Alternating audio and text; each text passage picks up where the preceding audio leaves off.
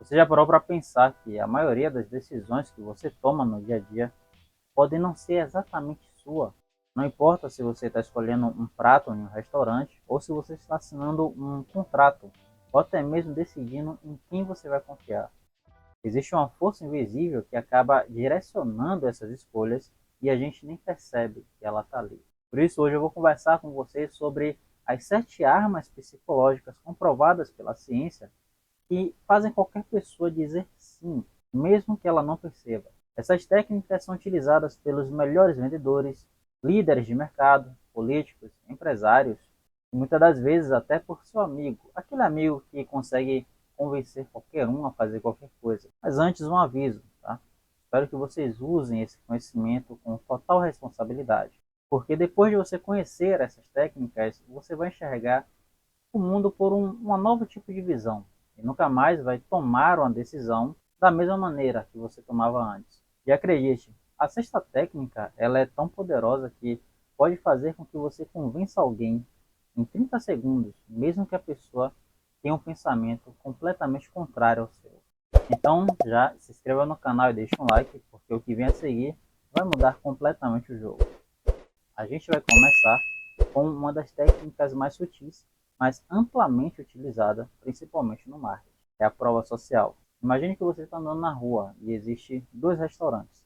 O primeiro tem uma fila enorme e o segundo ele está completamente vazio. Qual seria a escolha mais lógica para você? Geralmente as pessoas iriam falar que é o restaurante vazio, pois ele é tranquilo, não tem barulho, você não vai pegar fila, mas a maioria das pessoas vão preferir o restaurante lotado.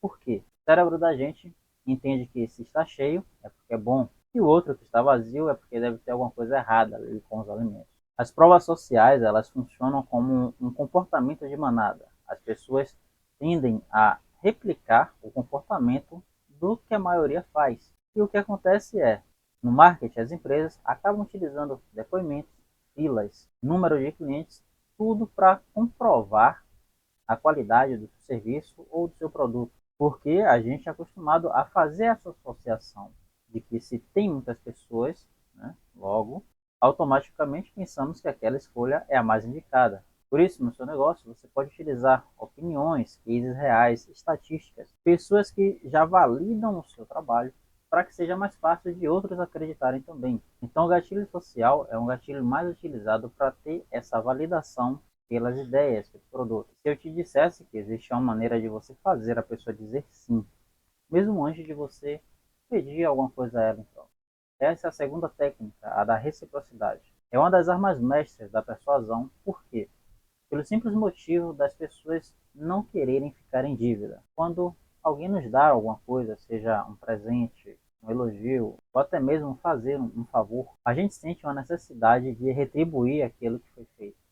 Teve uma pesquisa muito interessante que mostrou que garçons que davam uma balinha ou um doce junto com a nota, as pessoas ficavam dispostas a darem até 3% a mais de gorjeta para aquele garçom. E se em vez de dar uma bala, tivessem duas balas, aquilo quadruplicaria em comissões. Isso é interessante porque você pode utilizar da seguinte maneira: ofereça algo de valor antes de você cobrar ou fazer as suas negociações. Ofereça algo de valor, isso pode ser uma aula, um curso, um brindes. Brindes têm um poder muito grande de ativarem esse gatilho da reciprocidade. Eu falo isso porque eu já trabalhei com brindes personalizados. E o brinde personalizado, ele é a maneira de que o cliente leva a sua marca até a casa dele. Eu chamo de divulgador de marca, tá? Os brindes. Além de ressaltar essa parte, pode ser um boné, uma caneta, algo que seja genuíno para as pessoas. Ou seja, antes de você pedir algo, entregue algo de valor para aquela pessoa. É como se você plantasse uma semente. Isso pode ser uma informação, uma ajuda, ou como eu disse, até mesmo um brinde. É como se fosse uma pequena semente que você planta. E a reciprocidade vai ser colhida. Mas se você pudesse valorizar uma coisa só porque ela é rara. E aí a gente entra na terceira técnica, que é a técnica da escassez. Bom, nós somos programados a desejar aquilo que é limitado. Ou seja, quanto mais difícil de se obter, a gente agrega muito valor àquilo. Um exemplo disso foi quando a Coca-Cola ela quis trocar a sua fórmula original, criando a New Coke. E o que aconteceu foi que as pessoas odiaram. Por quê? Não porque a fórmula era ruim, mas porque as pessoas preferiam a fórmula antiga. De repente, aquilo que era comum, a fórmula original, se tornou cada vez mais raro. E as pessoas ansiaram, pediram para retornar àquela fórmula. Ou seja, no gatilho da escassez, você pode utilizar o que é limitante, seja a questão do seu tempo, seja o produto ou até mesmo o acesso da pessoa. Mas lembre-se, nesse gatilho você tem que utilizar aquilo que é coerente, porque não adianta você oferecer um produto digital, né, um exemplo de um e-book, dizer que ele é limitado, dizer que aquele preço vai ser só pelos 7 dias e passou. E passando um ano, continua com o mesmo preço. Um exemplo disso é na minha consultoria do projeto Alcance Mais. No momento, eu só consigo atender 10 pessoas por mês. Tudo isso devido à entrega que eu dou. A gente passa um bom tempo planejando, estruturando o funcionamento, a comunicação, até mesmo as ofertas daquelas pessoas. E isso necessita de um acesso mais aprofundado. Então, é necessário que você saiba utilizar o gatilho da escassez sempre condizente com a verdade. Por quê? Porque quando você trabalha a falsa escassez, você acaba destruindo a sua credibilidade. E a credibilidade ela está altamente relacionada com a quarta técnica, é sobre o gatilho da autoridade.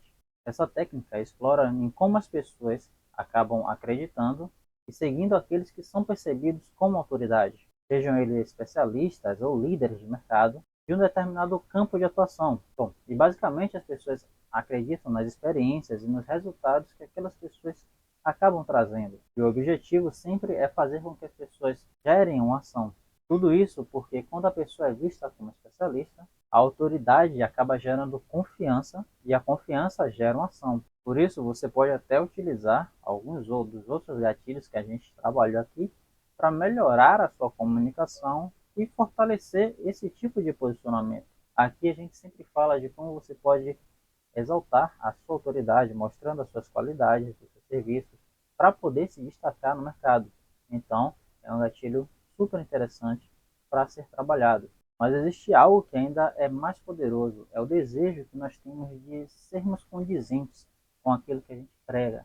Por isso, na quinta técnica, é o gatilho do comprometimento e da consistência. Se você fizer alguém assumir um primeiro compromisso, os outros compromissos serão mais fáceis de ser aceitos. Um exemplo disso foi durante algumas eleições nos Estados Unidos, eles fizeram algumas pesquisas, separando dois grupos de pessoas e perguntava se aquela pessoa eles iriam votar ou se não iriam. As pessoas que disseram que iriam votar, 81% depois voltaram lá e fizeram.